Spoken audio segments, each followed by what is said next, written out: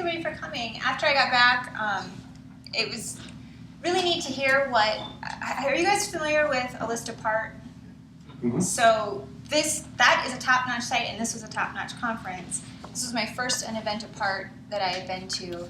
Our owner, James, had been to one before and raved about it. So they talked a lot about what is the current status of what we do for making things for the web and what we should be thinking about, but not a lot of talk about, okay, now how do we actually put that into our lives day to day? So that's kind of what the panel is going to be about. So that's going to be cool. So, like Rebecca said, this is kind of a two-part deal. I'm going to do a recap and talk about where the industry is and what we need to be thinking about, and then we're going to talk about how we can actually incorporate that into our team and workflow.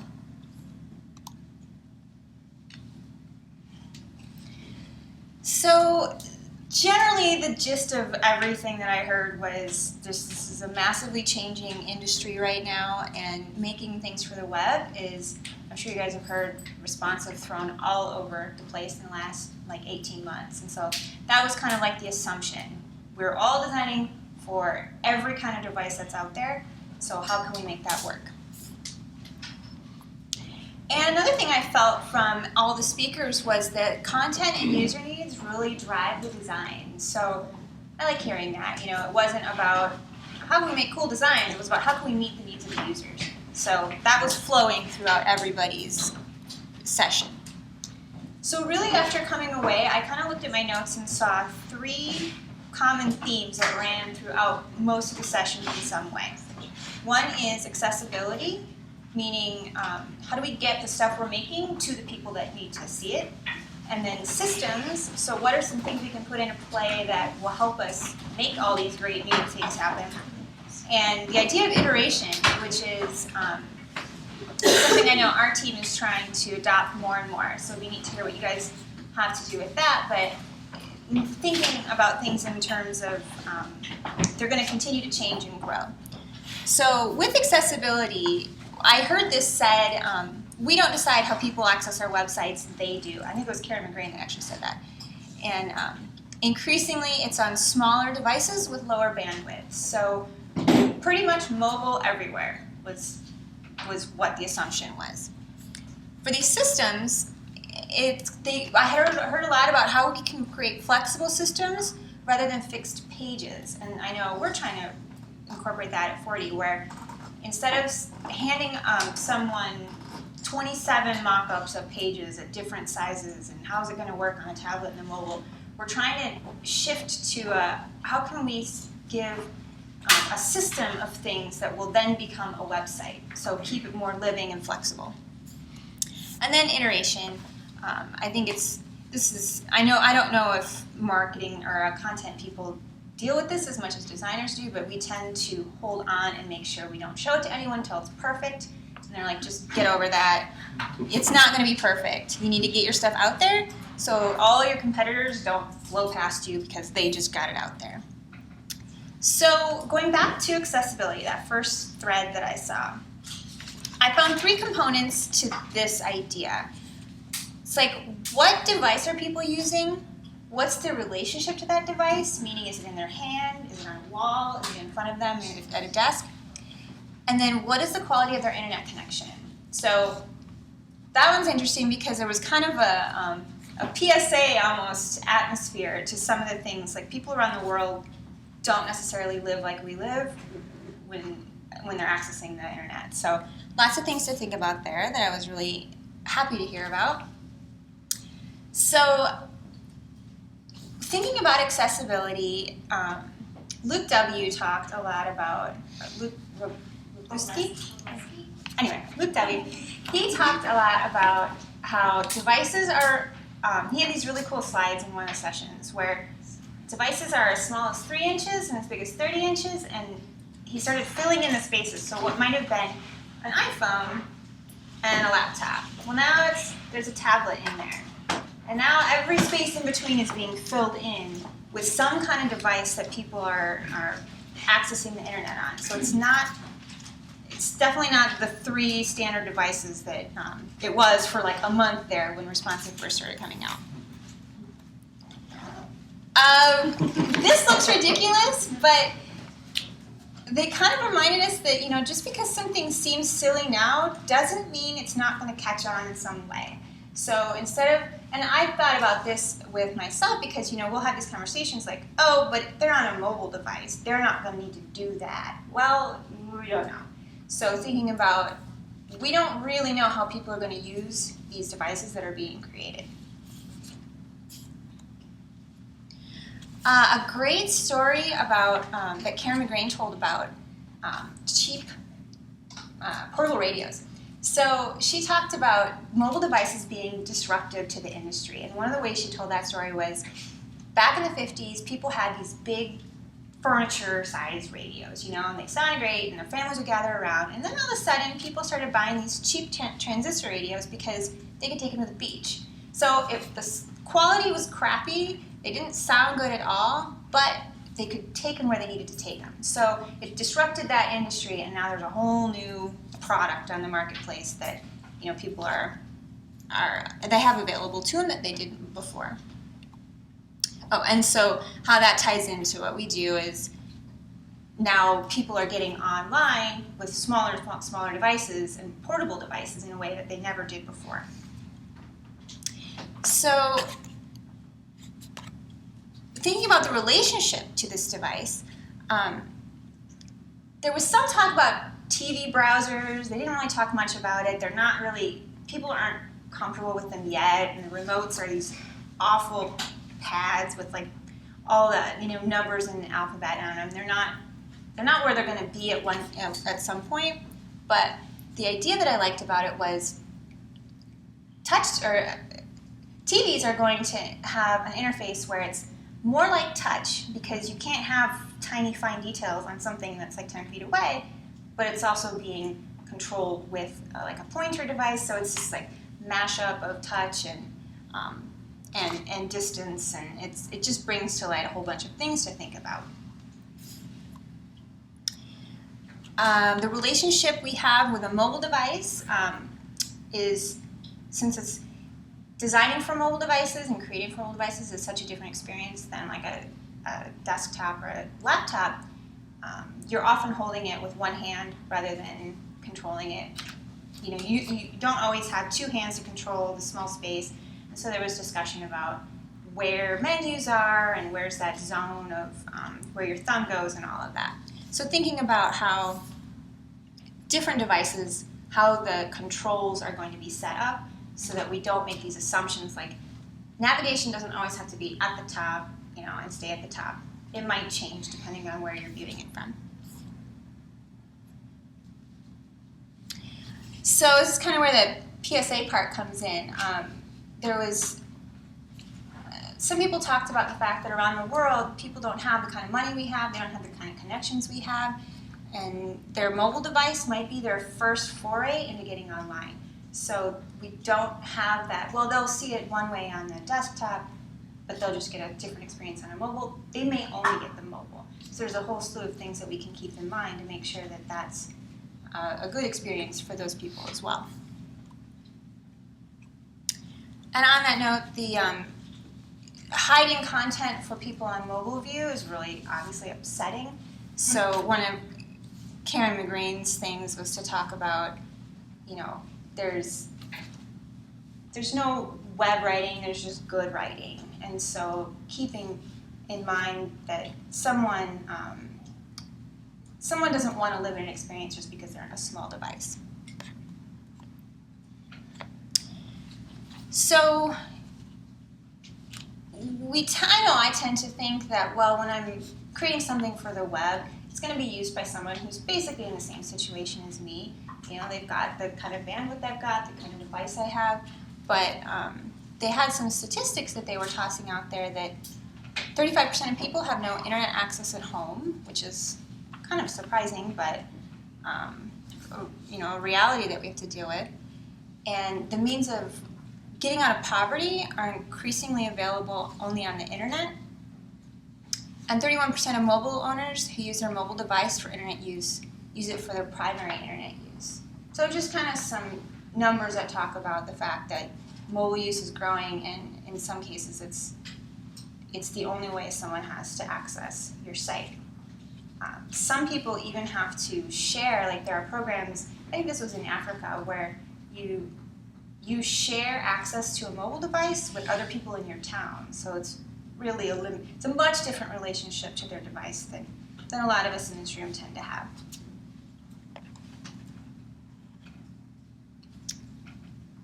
And so thinking about all these things, someone said, well, really, this is just, all these new devices is just taking us back to the natural state of the web, being flexible and fluid and able to respond to whatever crazy thing it's being viewed on.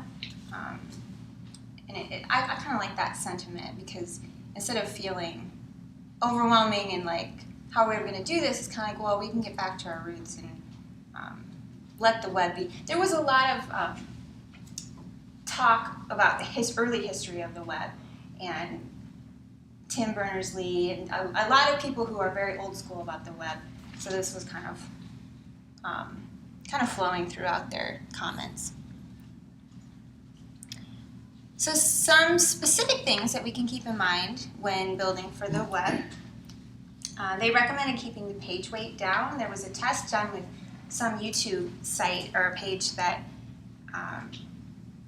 they reduced the size of the page, not even that much, but enough that it loaded faster in like these places with slower connections, and at the typical original speed, it was going to take something like 3 hours for the page to download for the person viewing it on a slower device with a slower connection speed. So reminding us that page weight does matter. That's something that we're trying to look at more at our company.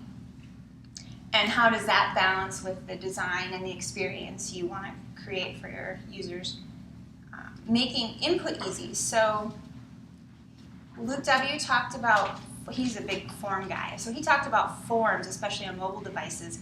The more you can get the number of fields down for a form that you're making, your profits can go up because people are less likely to bail on it. And he had some numbers about a company that they had like 30% more sales because their form was that much easier to use. So that's something nice and concrete we can actually work on doing. Another thing that people talked about was favoring HTML over JavaScript solutions. And this I'm actually interested in, if we can cover this on the panel, that would be great. Because the more we say we want to do with the site, the more complicated solutions need to be put into place to do that and to have those experiences for people. But it's also one of the things that kind of throws a wrench in the works, because as you're trying to build this site for all of these different devices, the more complex that gets, the less likely it is that the whole gamut of devices is going to carry it. So they were preaching that HTML is ubiquitous. It's been around, it will continue to be around, and so it's a safe thing to develop with. And see if you can find HTML solutions. If you're going to use a JavaScript solution, see if there's an HTML solution that you can use instead, so you don't have to take that risk. This one is, we've been hearing more about this one, about starting with the small screen. So since most of us are probably working with responsive websites now, instead of starting with a large screen and then cutting it back for a small experience, start with that small experience so that you're not losing, you're enhancing as you go larger and you're not cutting things out as you go smaller. And remembering to design for touch everywhere, because you don't know, screen resolution doesn't necessarily dictate if it's a touch screen or not. Things have gotten really murky there. So keeping that in mind is helpful. And then on the topic of responsive, there's a bunch of things that we can do, making fluid layouts rather than fixed width layouts, and using Flexbox. Flexbox, has anybody heard of Flexbox for development? So it sounded like it's not here yet, but it's going to be here soon. It's not widely supported yet, but it's going to allow us to move content. So say we have a content area on a sidebar, and we want that thing in the sidebar to not be just relegated to the bottom of the page on a small display. It will allow us to tell it where on the page we want it to go. So that's really exciting. I think the estimates there were maybe in the next 6 to 12 months it'll be supported enough that we can start using it. Another tip was currently doing a responsive site. When you're developing that, you'll add in some breakpoints so that it shifts around as the screen gets smaller. The way we have been doing it is by pixels, but they suggest doing it by ems so that it's relative to your display rather than fixed to pixels. I didn't understand all the math on that, but I've been hearing more about that. And I have then, a question. Could you just give me a brief info on what an M is? Yeah. So an M is a unit of measurement, and it originated in print. An M is actually the width of an M in lead type. Crazy. But it also there's an N space or an N as well. Okay. Anyway, so if you design your code in M's, it keeps things relative to the device and the screen rather than a pixel, which doesn't relate to the content. The pixels don't relate to the content, whereas an M directly relates to the content. Well, and how the content relates to each other. Sure. Yeah. Very cool. So it's more like a percentage-based measurement than a fixed pixel. Got it. And then this kind of blew my mind, but typically the way we design the last few years has been to say, okay, well, I'm going to use this grid system, and then I'm going to make my stuff fit into this grid system. But you can instead say, well, what are my content needs? Okay, these are my content needs. I'm going to build my grid around these content needs. I really, really like that. So that, hopefully we'll get more into these things on the panel, and we do that. So the second of those three big things that I heard over and over was using systems. So I'm going to cover a few systems that we can start, hopefully will be like tangible ways you can start implementing some of this stuff. And the first one is style tiles. So these have been around for a little while. They weren't new to most of us. Style tiles, if you're not familiar, are, this is an example of one.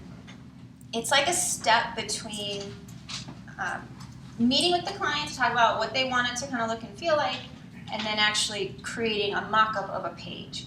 So it's a nice way to do an in-between step, and the way that the originator of it, Samantha, put it, it's like it's a safe place to say, I heard you say these things, is this what you meant? You know, and kind of do that check-in before you're way down the road and you're going in the wrong direction. So I included a link there for style tiles. If anybody's interested, I'll share these slides later. I'm sure Rebecca will share them. So the nice thing about them is they allow for easier iteration too, which is another part of this whole theme that I heard. And style tiles can be used to build out pattern portfolios. So I've heard these called a few things: pattern portfolio, pattern library, and other things like that. This link that I included is an awesome article about it with some links to resources. I highly recommend checking it out. So the idea with this is, and then this bare bones is something that I'm playing around with here at work, where it's like all of your tags, you can just like all of your headlines, all of your body copy, every form. It's a way to collect what those look like as individual units. So they talked about atomic units of content or design instead of a page. This goes along with that idea of what are the pieces that make up your whole experience. So getting away from that page-by-page notion of designing and getting into more of a system of elements that will make up your site. Another thing that we're giving a go here at 40 is to get away from, I typically would do a sketched wireframe and then turn that into mockups. But what I'm trying now is an actual HTML wireframe that is built on a responsive grid framework. So hopefully the client can see a little easier where we're going with the whole site and how it's going to work page to page. Then the idea is to link up each page so the client is getting a better experience and they're not having to try to. We have real trouble getting a client to understand what a wireframe is. They kind of look at it and go, I don't know. And then they want to move on because it's frustrating. I'm hoping this helps bridge that gap. Oh, and then this list apart article that I put down here at the bottom talks about this workflow of how you can do a responsive site without getting like sign off on every single mock-up. So I really, really like that article. It's got some good resources too. So content strategy, we had some amazing content strategist speakers, Kristina Halvorson and Kevin McGrain. I love them both as presenters. And Kristina Halvorson said content strategy is caring for the life cycle of content, which as a content strategist, you guys probably know that. To me, that was a very nice, succinct way of saying what the heck that is. And that you need to talk about who's creating the content, how is it getting published, and then make that a sustainable process so that the company can continue that on after you've dropped this site into their hands. She and Karen McGrain both talked about, it was kind of neat. I think Kristina talked more about the people side,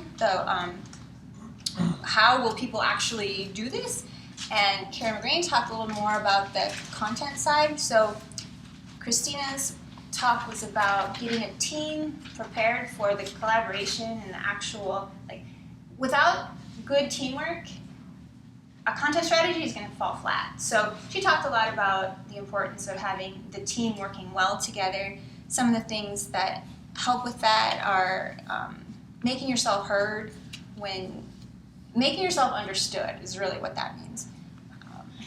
When you're speaking with someone and then always asking why are we doing this? Someone says, oh, you need to make these 3 pieces of content, saying, well, why are we making these pieces of content? And always bringing it back to that root motivation. And then, I mentioned this before, but Karen McGrain talked about there's no such thing as web writing, there's just good writing. And chunking your content, which, again, you guys are going to know way more about that than I am. But good for us all to be hearing that in the same place. Anybody know what that is? Chunking? Yeah. Sure, yeah. So when you come to a page and you're at this page and it's just overwhelming, you got lots of information, it can really help with scannability and helping people find what they're looking for by breaking it down. Instead of traditional writing says write paragraphs, right? But with chunking, you're breaking it into ideas or the points you're making, and then making sure that those have maybe even headlines, not headlines like marketing headlines on an advertising board, but one headline that sums up what that chunk of information is about. Yeah. Really That's experience. right, and that comes into play with content management systems, right? Sure, yeah. So it's not big field of, in a typical content management system, you just have a big hole where you can put content in, but then you can't really put that anywhere else. And so making your content flexible for adaptive, yeah. Thinking about how it goes into the CMS so that it's not all tied together in one big blob, but those pieces can go different places, and that's a whole other conversation. Yeah. All right. So the third theme I heard was iteration. Several people talked about the idea of just get your stuff out there, call it good enough to launch so that you can start improving on it. Jason Santa Maria is a designer, if you're not familiar with him, and he just kind of started with, but people will see it, and that's our fear, is well, people will see my work, that's not perfect, but it's how things get improved. So we don't want to protect our ideas, we actually want feedback from people. Feedback isn't bad, it's a good thing. And they talked about getting over your perfectionism, your need for perfectionism, and just ship it again so your competitor doesn't zoom past you because they just launched something. Done is better than perfect. Mm-hmm. And great designs evolve. So I thought this was really neat because I don't know if you guys experience this, but sometimes when we're done with the project, it goes away and we never get to continue improving it. It just sort of, the door closes, and it's sad because we know as soon as it's out there, like, oh, we could have done this, and oh, we could have made that better. So having that opportunity to have it out, get it out there, have people use it, find out how it's being used for them, what's working, what's not working, are they using it in a completely different way than you thought they would use it, and then you can just make it better and better. And it's always easier to revise than to create, so I think that's nice motivation for finishing it enough to get it out there and being experienced. This presentation by Jared Spool is a crowd pleaser. Whenever I see him talk, the crowd just eats up everything he says, which is fun. This one didn't fit into the other pieces as well, but it might be relevant to some of you. He talked a lot about experience design. So people are using kind of this disruptive technology again. People are using design to create different kinds of experiences than we have had for so long. So Craigslist came in and replaced the classifieds, the traditional classifieds in the newspaper, totally disrupted the newspaper industry. Square came in, and now merchants hate this because you don't have to use their expensive credit card systems anymore. You can use this, and it's much more accessible for like an entry-level business. And I've been seeing more ads for Square too, which is kind of cool timing. And then Zipcar. So not having to go through the hassle of renting a car in the same way you always had to before, or not having to own a car the same way you had to before. So Zipcar has really disrupted the whole car landscape. So he talked about how everyone wants to be the Apple Store. He's like, well, why does everyone want to be the Apple Store? Well, because they're successful. Well, why are they successful? Because they design with intention. So it's expensive and risky to do what Apple does a lot of the time. They go in new directions, and when it works, it's a big win for them.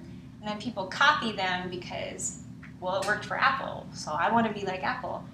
But it worked for them because they were innovative about it. So it was a good reminder that just doing what someone else has done isn't going to get you to the same results that they got. They got there because they went somewhere new, and they designed new experiences for people.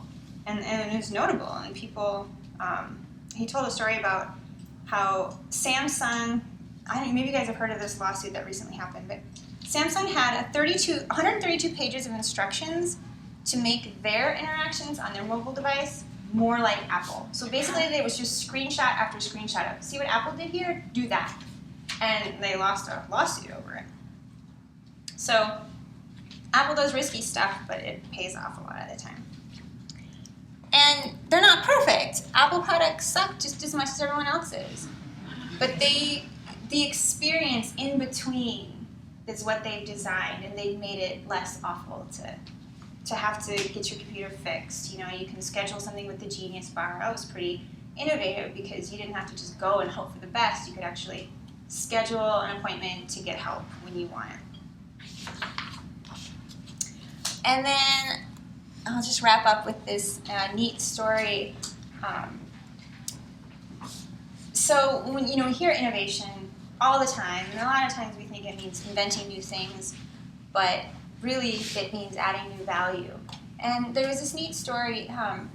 GE, someone who works for the GE MRI design team noticed that little kids would be absolutely terrified when they had to go and get an MRI. If you've ever had one, it's one of the most miserable things you can do. So he wanted to design a better experience. They're still going to need MRIs, and the machines are still going to be big and scary and loud. But he designed these, I think they're called adventure series. So these different MRI rooms will have a theme. So this one is a pirate ship theme. So they set the scene up where, you don't just jump into it and put on your gown and now you're in the machine. They play for a while first. They get the parents relaxed. They get people comfortable with being there. So, because the kids will pick up if the parents are nervous. So they try to make everyone comfortable, and then they put, let's go put on our pirate outfits. And so they have crafted this whole experience around making parents and the children more at ease.